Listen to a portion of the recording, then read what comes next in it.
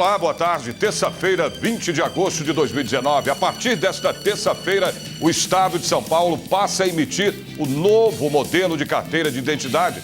Além de algumas mudanças, como o tamanho reduzido, o RG também será mais seguro contra a falsificação. O cidadão poderá incluir informações de outros documentos, como título de eleitor, numeração da carteira de trabalho, certificado militar, carteira nacional de habilitação, dados com indicativos de necessidades especiais e também o tipo sanguíneo. Saber agora de outros destaques da edição de hoje do Jornal da Assembleia. Sessão solene no Legislativo Paulista faz homenagem ao Dia do Soldado, comemorado em 25 de agosto. A Assembleia Legislativa de São Paulo discutiu a situação da população negra no Brasil. O Parque do Ibirapuera vai completar 65 anos amanhã e está entre os 10 melhores do mundo. A partir de agora, no Jornal da Assembleia.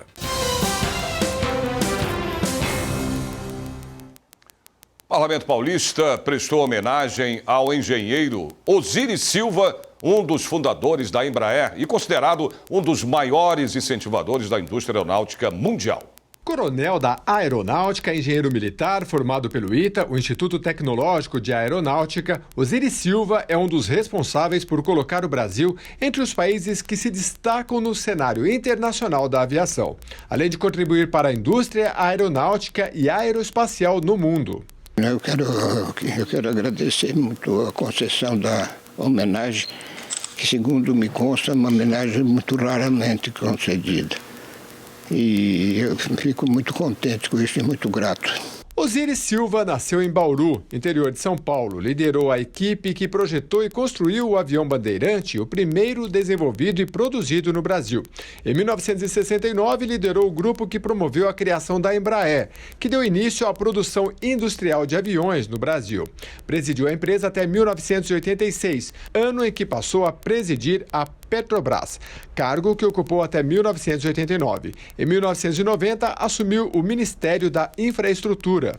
Em 1991, retornou à Embraer, quando atuou na condução do processo de privatização da empresa. Parabéns à deputada Letícia Aguiar pela iniciativa. Toda homenagem a esse herói vivo do Brasil é pouca. O nosso querido brigadeiro Osiris Silva é uma referência mundial na aviação.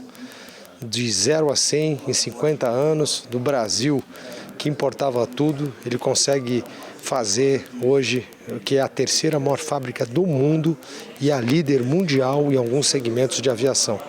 Portanto, nós estamos diante aqui de um ícone. O povo que não conta a sua história é fadado ao esquecimento. É uma linda homenagem, uma honraria importante ao nosso comandante e o pioneiro da Embraer. Para nós, muito acertada essa homenagem. Osiris Silva é um nome que está na história do Brasil. Não só entrou na história do Brasil, como está para a história do Brasil.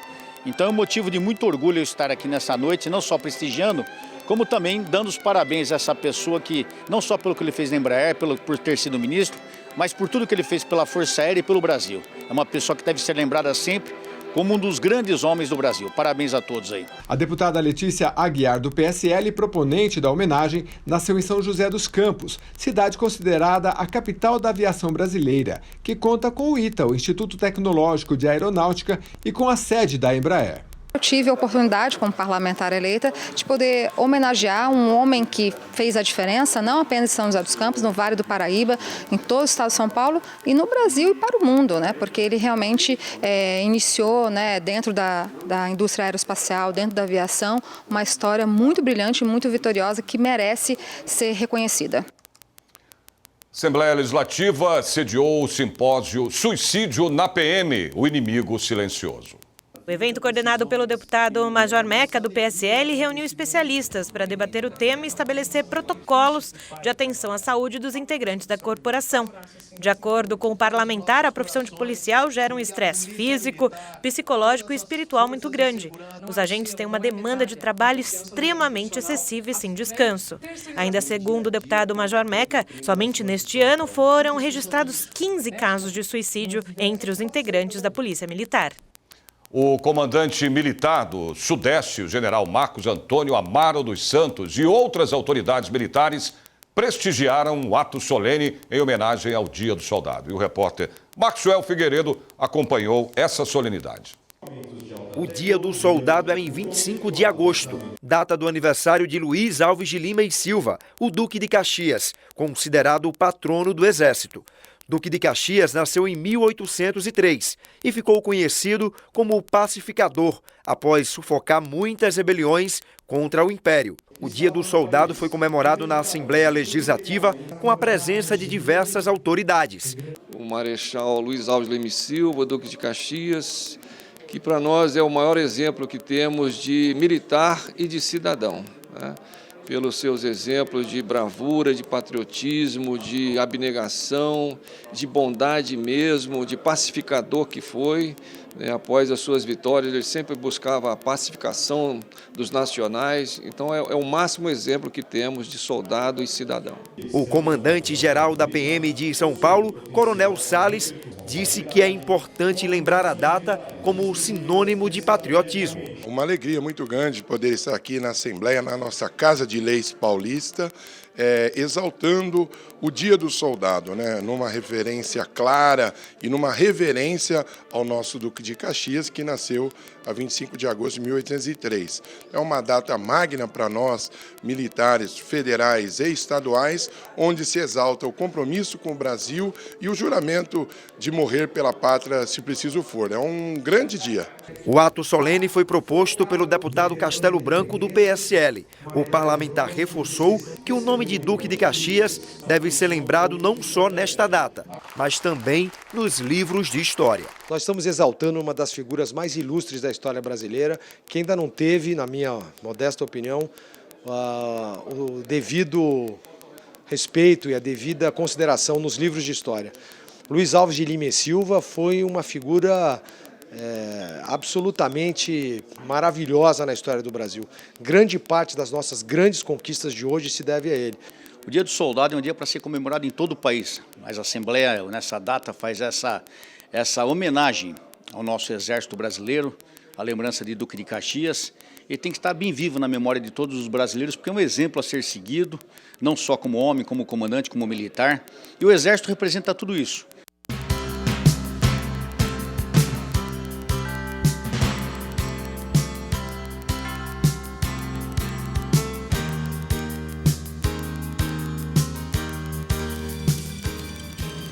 Frente Parlamentar discutiu o apoio aos consórcios e associações intermunicipais. É o que você vai ver a seguir.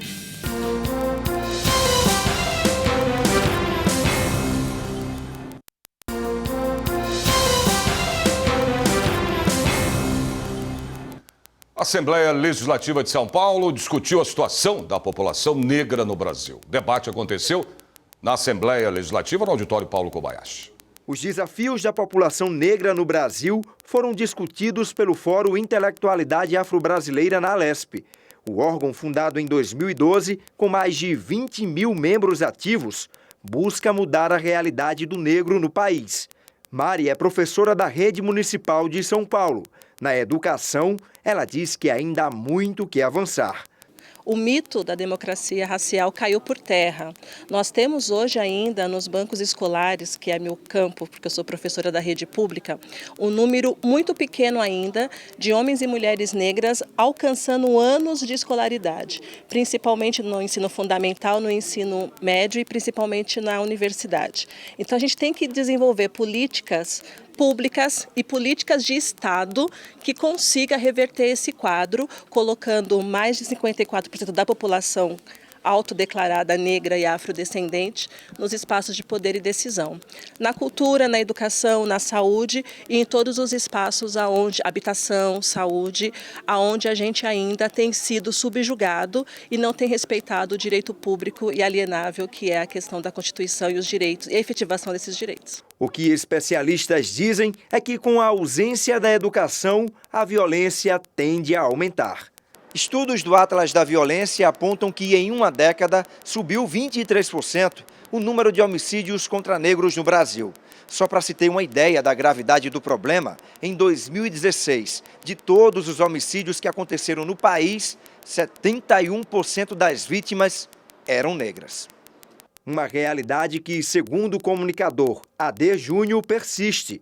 Para ele, o Brasil enfrenta um genocídio. Quando a gente está falando do racismo estrutural e do genocídio, nós não estamos falando de opinião. A gente está falando de números, dados e fatos que existem e que a gente precisa colocar à mesa para que o Brasil possa fazer uma discussão muito séria e pautada, principalmente em como nós vamos trazer de forma bem clara como nós vamos acabar com esse tipo de realidade para os negros no Brasil, principalmente os negros periféricos. Portanto, é uma realidade que isso aconteça no Brasil e nós temos como objetivo, através de palestras como essa, debates como esse, fazer uma discussão bem séria mesmo sobre como nós vamos ler esses números, trazer esses dados à população e principalmente combater o racismo estrutural que se mostra aí através desse genocídio que acontece no nosso país. A deputada Érica Maluguinho, do PSOL, diz que é preciso ter um olhar de igualdade social para negros e para a população LGBT. Nossa missão dentro dos espaços institucionais, como assembleias legislativas, enfim, a sociedade civil também, é de construir um projeto de reparação em relação a esses grupos que foram, enfim, inferiorizados e ainda amargam índices terríveis, a qual a violência incide, a qual a precarização também incide. Enfim, acho que é pensar sobre reparação. E isso é sobre LGBTs e negros, mas é para a sociedade como um todo, porque se essas populações, que são as maiores vítimas, que são as mais precarizadas, estiverem em outra condição, consequentemente isso se tornará, a sociedade, o Estado, a cidade se tornará bem para todos. Secretário Estadual de Desenvolvimento Regional, Marco Vignoli, participou do lançamento da Frente Parlamentar de Apoio aos Consórcios e Associações Intermunicipais, que tem por objetivo incentivar a troca de informações relevantes e experiências entre as prefeituras dos municípios paulistas. O encontro aconteceu no auditório Franco Montoro da Alesp. O propósito da frente é incentivar o diálogo entre as prefeituras dos municípios do estado de São Paulo para que os gestores municipais se organizem em consórcios públicos para atender às necessidades locais e regionais. A união dos municípios chama-se consórcio.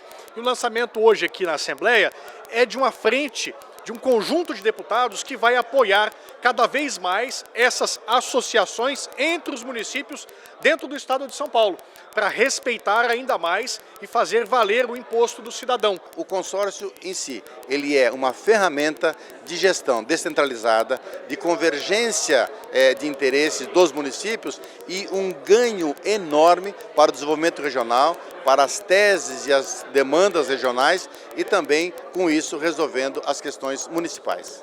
Autoridades e diversas lideranças do segmento estiveram presentes, entre eles o secretário estadual de Desenvolvimento Regional, Marco Vignoli. As soluções são compartilhadas, a otimização de recursos é fundamental e os problemas também são comuns, como um rio que passa de uma cidade e chega na outra, como a compra de remédios compartilhadas, barateando o custo, como a possibilidade de integração na segurança pública através de um sistema de câmeras e videomonitoramento. São todas essas soluções conjuntas que o incentivo e a atuação por consórcio pode trazer para a população que está nos acompanhando. Durante o evento aconteceu o lançamento do seminário estadual Boas Práticas em Consórcios Intermunicipais e também do livro Consórcios Intermunicipais e Políticas Públicas Regionais, que tem o objetivo de explicar em termos práticos o que é e como funciona um consórcio, através de relatos com experiências de sucesso. O coordenador da Frente Parlamentar é o deputado Mauro Bragato, do PSDB. Para ele, a organização entre as prefeituras é fundamental para estabelecer prioridades e buscar soluções para saneamento, infraestrutura, energia, estradas e promoção à saúde pública. É uma forma, a meu ver, de modernizar a gestão pública no estado de São Paulo e, por que não dizer, no Brasil. Então, a ideia de fazer a frente tem a ver com isso, com a nova onda que está vindo, que é o consórcio, que vem com força e vem, acima de tudo, para ficar.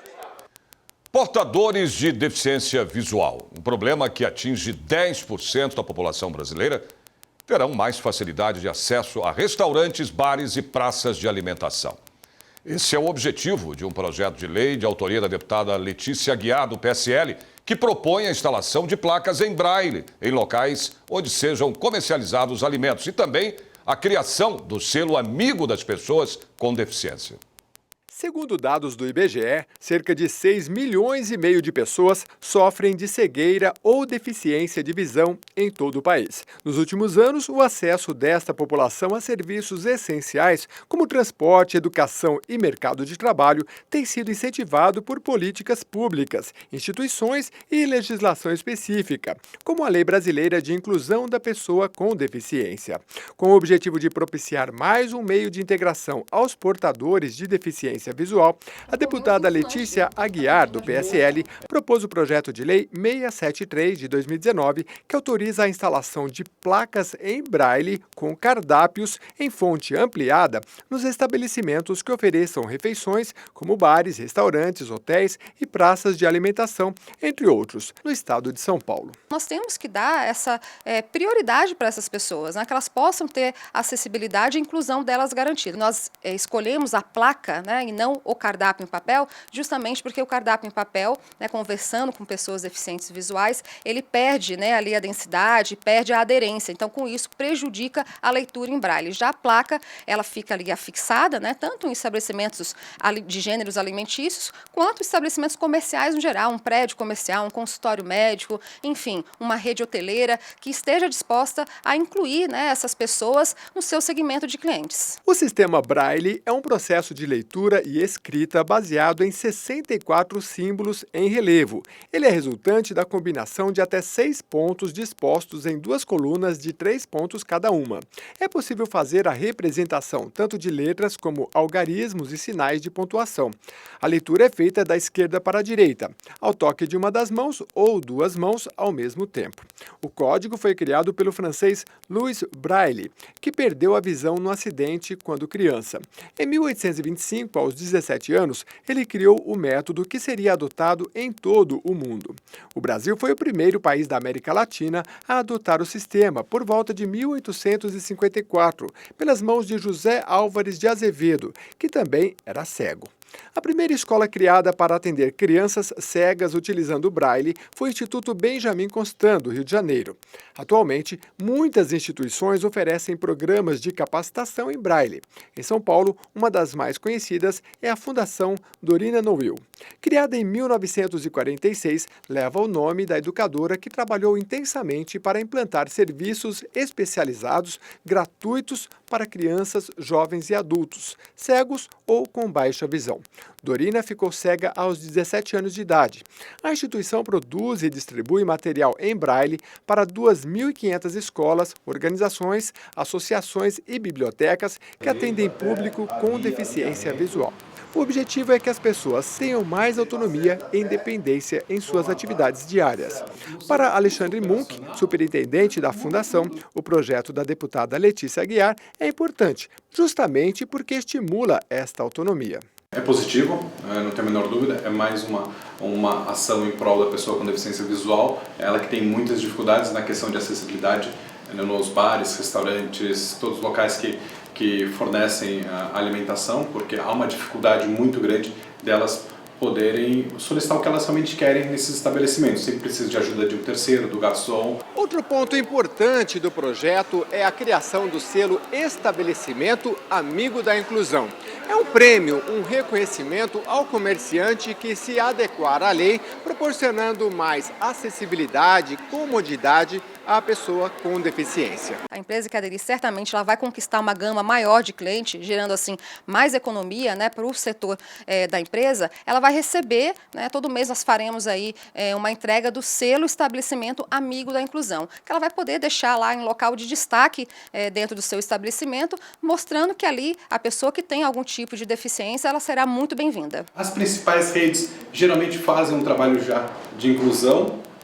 Temos outros estabelecimentos pequenos também que fazem, mas assim, nós temos São Paulo, a cidade, podemos dizer, gastronômica, e a gente percebe que, certo, faltam muitos cardápios. Há um público aí muito interessante, um público que sim sai para os restaurantes, sai para os bares, então por que não também dar as condições para que eles possam realmente se sentir incluídos na sociedade.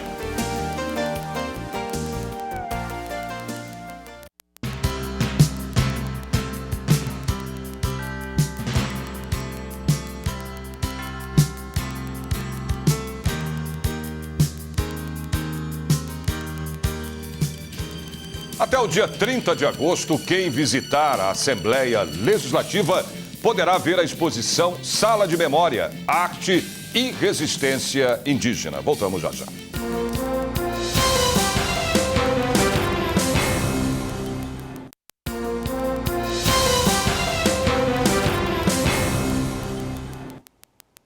Motoclubes do estado de São Paulo arrecadam e distribuem mais de 35 toneladas de alimentos por ano às entidades sociais. Os grupos foram homenageados aqui no Parlamento Paulista e o evento teve o apoio do deputado Márcio da Farmácia, do Podemos. Jaime é presidente do motoclube Os Ursos. São cerca de 40 integrantes que todos os meses pegam a estrada e rigorosamente fazem atendimento social. Ele disse que ao menos 80 quilos de alimentos para doações estão garantidos mensalmente. Mas esta é só uma parte da assistência social que o grupo faz. Tem também visita e doações para lar de idosos, atendimento a crianças e moradores em situação de rua. Atender essas pessoas na rua, em condições de moradores de rua, não só fazer a entrega, mas também pelo fato de você levar um abraço, ouvir a história da pessoa. Então isso não tem preço, né? Na questão da criança, a gente ajuda também uma instituição que abriga crianças com câncer. Então a gente faz a festa do Dia das Crianças e ajuda mensalmente também essas crianças. Integrantes de 26 motoclubes do estado de São Paulo, que juntos arrecadam 35 toneladas de alimentos por ano, foram agraciados com a medalha São Paulo, em evento promovido pela Associação Instituto Histórico Militar. O deputado Márcio da Farmácia foi representado pelo sargento Luciano Galesco, segundo suplente do partido. Tudo é envolvido, o fato de eles estarem fazendo o bem para a sociedade, e eles se identificam muito com o motociclismo, né? Que é uma cultura que nós sofremos até um certo preconceito, porque o pessoal vê assim, isso significa que nós todos somos iguais. Perante a Deus, perante a sociedade, somos todos iguais. E no motoclube a gente se identifica muito através disso. Para participar destes grupos e clubes de motociclistas, é importante compartilhar valores como o espírito de solidariedade. Bilu criou uma comunidade de motociclistas que se comunica pelas redes sociais. O nome? As Calcinhas, uma brincadeira para chamar a atenção de moças e mulheres que se dedicam a um trabalho bem sério. Todos os meses, 8 instituições são beneficiadas. Que lindo o trabalho de vocês. Eu falei, não só meu, como de todos os motociclistas. Porque vários grupos de motociclistas, não só eu, como os que estão aqui, fazem trabalho social, sabe? E isso é muito gratificante, principalmente para mim. O Parque do Ibirapuera faz 65 anos amanhã, 21 de agosto. Hoje você vai saber por que ele é considerado um dos 10 melhores parques urbanos do mundo. O Sessentão Ibirapuera não é o maior parque em área, mas é o que mais recebe visitantes. Todos os anos, dezenas de milhões de pessoas aproveitam a infraestrutura de lazer e cultura disponível nos mais de 1.500.000 metros quadrados do parque. Só aos domingos, o número de visitantes passa de 150 mil pessoas. O lago é a paisagem marcante, cenário de fotos que ajudam o Ibirapuera a ser um dos locais que recebe mais likes entre os usuários do Facebook. Quem curte prática esportiva ao ar livre encontra muitas opções: corredores, ciclistas, skatistas, patinadores ou os que preferem apenas passear compartilham a trilha de 6,5 km. A pista de Cooper, com 1.500 metros, o percurso principal de 3 km e os 800 metros da Marquise, projetada por Oscar Niemeyer. Os mais competitivos escolhem as quadras de tênis, basquete e futebol para se exercitar. Os que buscam paz de espírito aproveitam a área verde com vários tipos de árvores, incluindo o nativo pau-brasil, artigo raro hoje em dia no país. O espaço também serve de lar para 163 espécies de animais, a maioria aves. Pesquisadores observam que várias espécies ameaçadas de extinção encontram no Ibirapuera a proteção que buscam. O Ibirapuera também é uma área destinada ao conhecimento e ao entretenimento. É sede dos museus de arte moderna, de arte contemporânea e da cultura africana. O pavilhão japonês, às margens do lago, é símbolo da amizade nipo-brasileira. A Fundação Bienal promove importantes eventos culturais. Os amantes da boa música ganharam espaço cativo no auditório do Ibirapuera, para levar os visitantes ao mundo da lua, ao planetário. O parque, tombado pelo patrimônio histórico, arqueológico, artístico e turístico, pode ser privatizado. Em leilão realizado em março de 2019, a Prefeitura cedeu a concessão de exploração do Ibirapuera à empresa Construcap, que deu o lance vencedor de 70 milhões para explorar o parque por 35 anos. No entanto, ainda é preciso que a Prefeitura de São Paulo estabeleça, através do plano diretor, o que pode ser construído. Essa exigência pode acabar anulando a licitação. Aberta no Parlamento Paulista a exposição Sala de Memória, Arte e Resistência Indígena. A mostra faz parte da celebração do Agosto Indígena, um período criado pela bancada ativista aqui da Assembleia.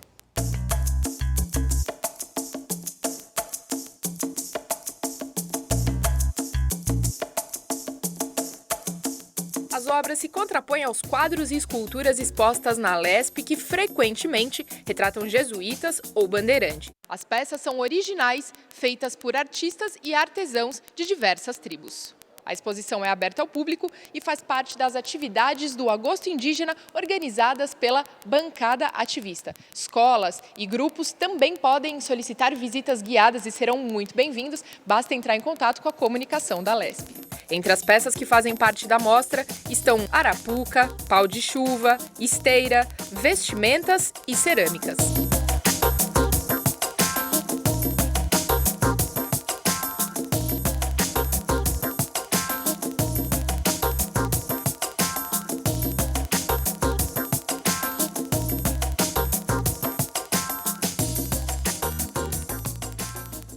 A exposição Sala da Memória, Arte e Resistência Indígena fica na galeria do primeiro andar até o dia 30 de agosto, aqui na Assembleia Legislativa, que fica localizada na Avenida Pedro Álvares Cabral, número 201.